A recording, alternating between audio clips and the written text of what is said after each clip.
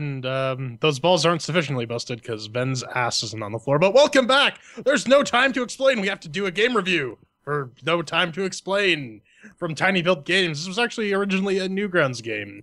Written in Flash, they've rewritten it in Unity and put it out on PC so that if you're on your Windows or your Macs or your Linux, you can play a native version. It's $14.99 with stinkies in US dollars or euros. It's $16.99 if you're in Canada because Canada tax. And chase your future self through time and alternate realities while fighting giant monsters, collecting hats, and eating cake. No Time to Explain Remastered is the remake of tinyBuild's debut game. Now with multiplayer. And there is multiplayer, but I don't think any of us actually tried it out. But all these games have to be subjected to the CHAIRQUISITION. 1 chair means that it's garbage, 2 chairs means that it's meh, 3 chairs means that it's pretty good, and 4 chairs means that it's awesome sauce. And we have our categories: Doom, Mix with the Working, Shinny and Sounds Controls, and Foon.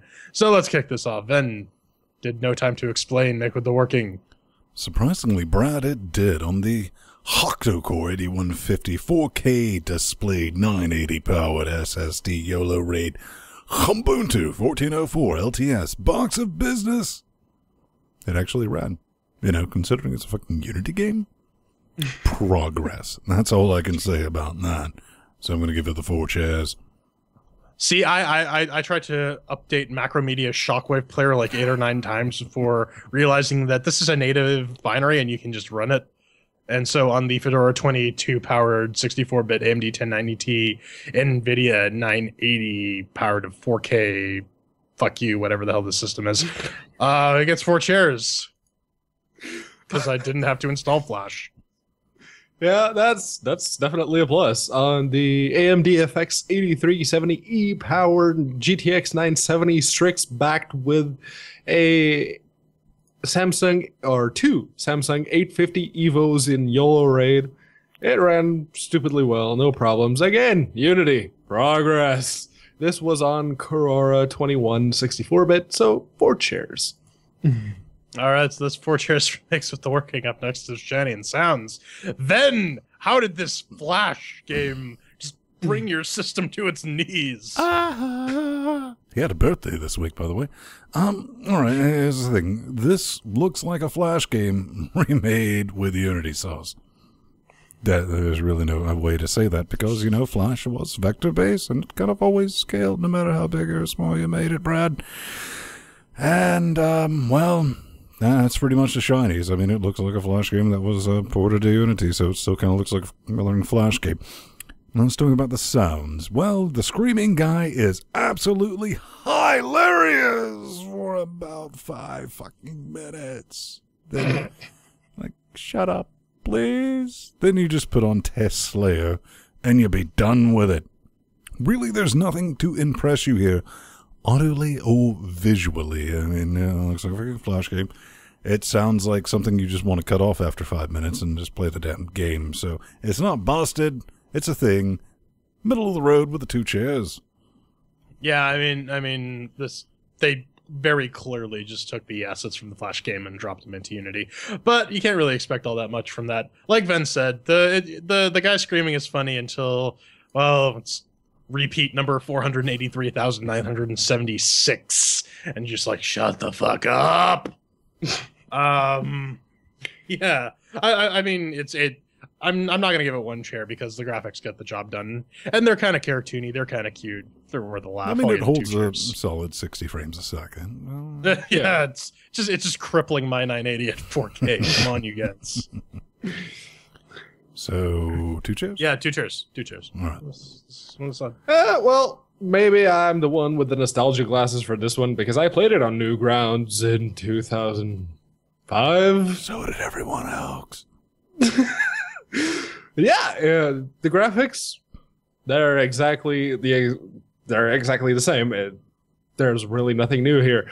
The sounds, they actually did some trickery because you can actually tell there's some weird sampling going on, mostly during the screaming, and because of the fact that this game likes to set itself, I don't know, the volume's just louder in this game be it the music or the sound effects, everything is just louder than anything else. So I'll be watching a YouTube video and I'll have the volume on my speakers a little higher than usual. And I would start the game and I'm like, oh, crap. Yeah, loud. So yeah, you peg that down a little bit and afterwards, I think it's perfectly fine. I'm just going to dig in a chair because it hurt my ears. So 3 chairs. Okay. So that's 2 chairs for Shiny and Sounds. Up next is Control. Then how to control. Well, once on control, maybe not. Who knows? But here's the thing: it worked with our excluding controller. This is a basic run of the mill. If it doesn't work with us, get off our mothering lawn, Brad. But you can't rebind anything, so I hate to say this: you lose 2 chairs out of the box. Unity, come on! You don't even give us the Unity screen of nope on the off chance that I hate myself enough to try to sort that. Actually, on this game, it might not have been 2 but there's like 3 buttons that shoot the fucking beam. This was spray and pray.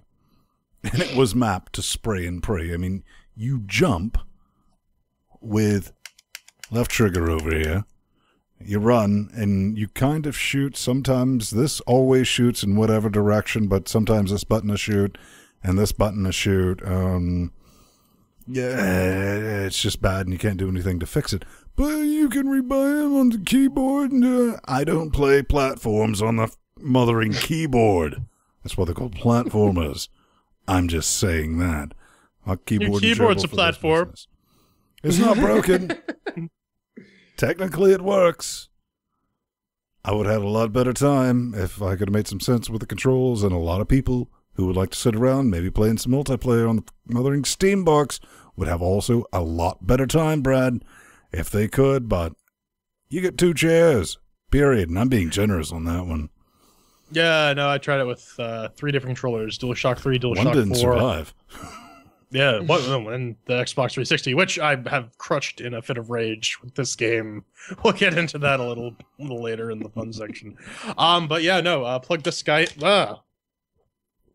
Caught it. Water, yes, it's not damaged. Yes, plug this guy in. What is that? I mean, it's the DualShock 4. It detects it, but yeah, the controls just outright don't fuck all work.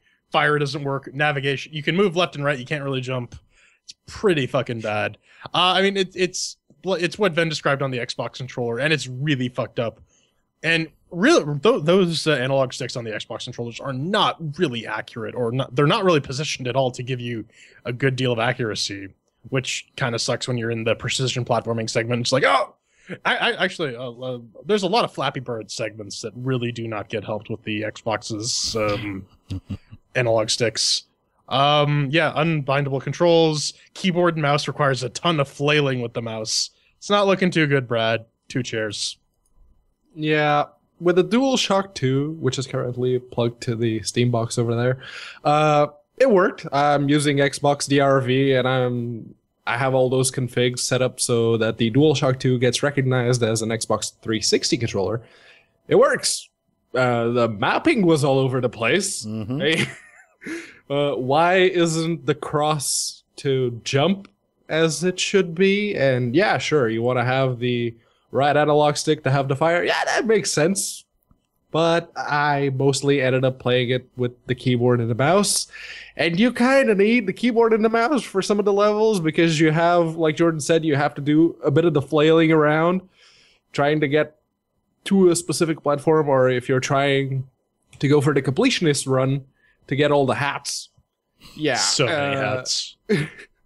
You can't rebind the controller settings, but you can rebind on the keyboard. And since I played it mostly with the keyboard, I'm not going to ding it 2 chairs right out of the box, but I'm going to have to ding it 1 because what the hell is with that controller mapping? 3 chairs. Well, unless you have several keyboards and mice available for people on your couch when you have this up on multiplayer, this gets 2 chairs for controls. And finally, fun. Then let's just cut through this. Did you have fun? All right, here we go. Take a breath, Organ. You gotta love when he does the Sideshow Bob stepping on a rake noise. The Bart, the. This is something you pick up, put down, and pick up. Is it rage quit sauce? Yep, you're right. Unfortunately, that's a bad thing. In my experience, I can take it or leave it, and more often than not, I'll leave it. This is compounded by the inability to save at boss fights. I'm stuck at shark! Suck my dick, I'm a shark boss. Hell, It's a sharktopus, actually, but most of my mothering playtime is in the few areas right before that fight. Genuinely, like 20 minutes of it. That's how long it took me to get there. and the spike ceiling. Yeah.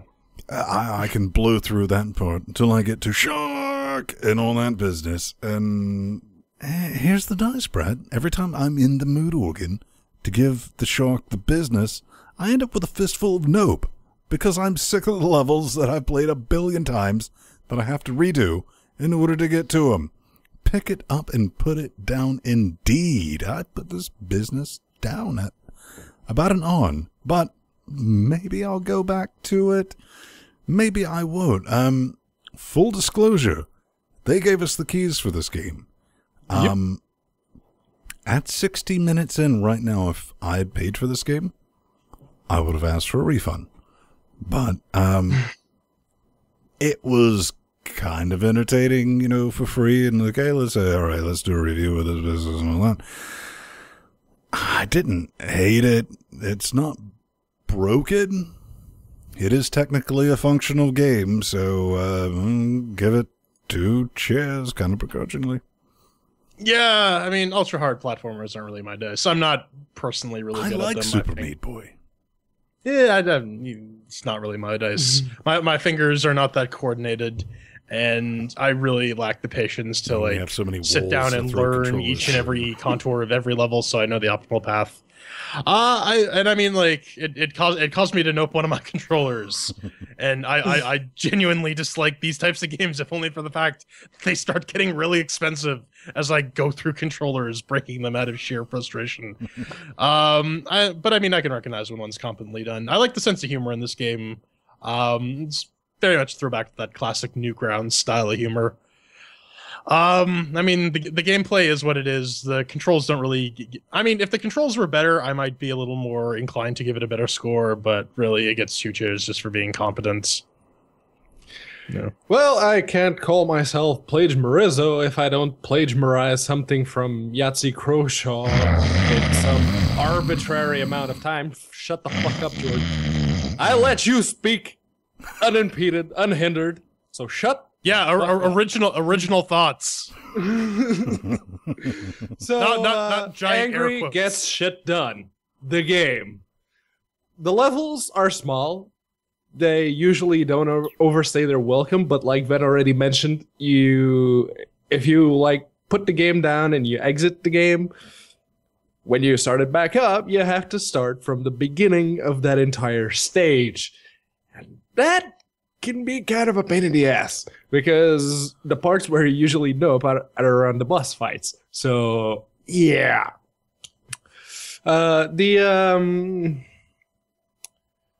shmup section that you get on like the 3rd or 4th stage, right at the start, that it went on for far too long, and I was kind of losing my shit, but I eventually got through it. But I still think that the game would have been much better without that. I'm at the stage before last, and I'm playing with the little green guys. It's a pain in the ass. It's doable, but it's a pain in the ass. I've said this before, I'm not a platformer guy, but I like this one. Maybe it's the nostalgia glasses, maybe, I don't know. But I kind of like this one. It has its charm. I'm going to give it 3 chairs. All right, so if we tally that all up, that's 2 chairs for fun, leading to a final score of 2 chairs. Now, it's an all right game. I'll give it that. It's your standard ultra hard platforming fare, but for the price, oh no. Yeah. So I guess I'm going to give my final thought on this. Earlier during the show, Empty said, "Oh, you guys are reviewing this. Maybe I'll pick it up." And he saw the price on Brad, $14.99. It's like, yeah, and that's kind of what I was like, yeah, you know, if that was 75% off, maybe I would pick it up. It's a Flash game. Yeah, you got to think about this. 14, 15, what, £5 more, and you could buy Victor Vran. Yep. You want to talk about polar differences and like Also quality, different worlds genres, and infinite shit to do. I mean, I don't know. I mean, you got to enjoy the balls, and I like their humor especially on the Steam page. I don't know where the requirements. 70% of the time. Steam OS, additional notes tested on various Linux versions, and it launches 70% of the time. Works great when it launches. Other times, we just had to try again. We are not Smiley face. responsible for people trying to invent time machines. So, yeah, at the end of the day, do not pick this up unless it's on a ridiculous sale, which I'm kind of guessing it will be eventually, and especially so that you cannot rebind your controls. I mean, that should be a dead giveaway from even if it is on sale. You do need to keep that in mind, B-Man. Yeah, the whole bit of not being able to rebind the controller can be annoying, but for me, Is annoying. I ended up playing it on a keyboard and mouse, so it You wasn't play that all big a deal. platformers on keyboard and mouse. I don't actually play platformers all that often, and like I said earlier, maybe it's the nostalgia glasses, but I liked it. It's not 15 euros worth of like it, that's for damn sure. Wait for it to go on sale, definitely. But I kind of liked it. All right, so that wraps that up.